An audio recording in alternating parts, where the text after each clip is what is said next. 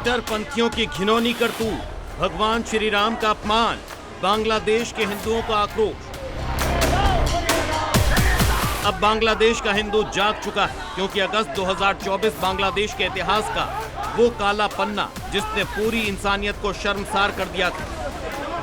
शेख हसीना के तख्ता पलट के बाद जो हुआ वो कोई आम हिंसा नहीं थी, वो था हिंदुओं का खुला नरसंहार। कट्टरपंथियों की भीड़ भेड़ियों की तरह टूट पड़ी,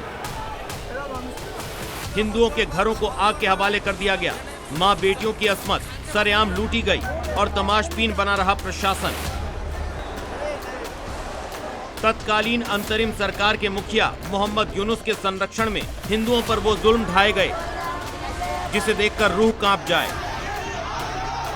यूनुस शासन की नाक के नीचे मंदिरों को तोड़ा गया, आगजनी हुई, हिंदुओं को प्रताड़ित किया गया और उन्हें अपनी ही जमीन पर बेगाना बना दिया गया। लेकिन जुल्म की इंतहा जब हद से पार हो जाए तो फिर प्रतिशोध जन्म लेता है, क्योंकि वक्त हमेशा एक जैसा नहीं रहता। ठीक 2 साल बाद अत्याचार की भट्टी में तपकर अब बांग्लादेश का हिंदू जाग चुका है। आज बांग्लादेश की धरती हिंदुओं की हुंकार से दहल उठी है, डर की बेड़ियां टूट चुकी हैं और हिंदू अपने अस्तित्व की रक्षा के लिए सड़कों पर उतर आया है।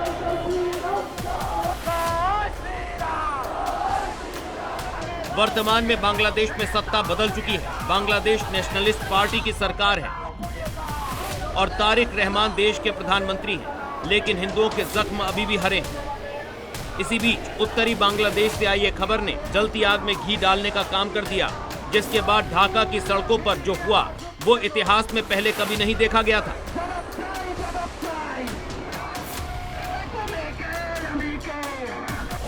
गाईबांधा के पलाशबाड़ी में एक भव्य मंदिर परिसर का निर्माण हो रहा है।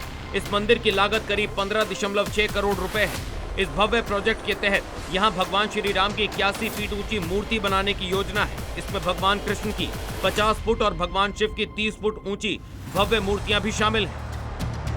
लेकिन इस मुस्लिम बहुल देश में कट्टरपंथी इस्लामवादियों को भगवान राम की 81 फीट ऊंची मूर्ति बर्दाश्त नहीं हुई।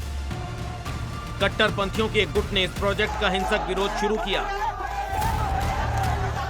और गाईबांधा में प्रदर्शन के दौरान मर्यादा पुरुषोत्तम भगवान श्री राम की तस्वीर को कथित तौर पर फाड़ डाला, उसे भारी नुकसान पहुंचाया।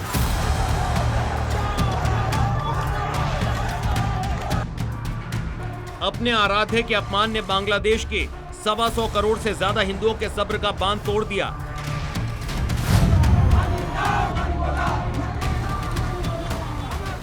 जो हिंदू कल तक सहमा हुआ था वो आज महाकाल का रूप धारण कर ढाका के दिल में घुस गया।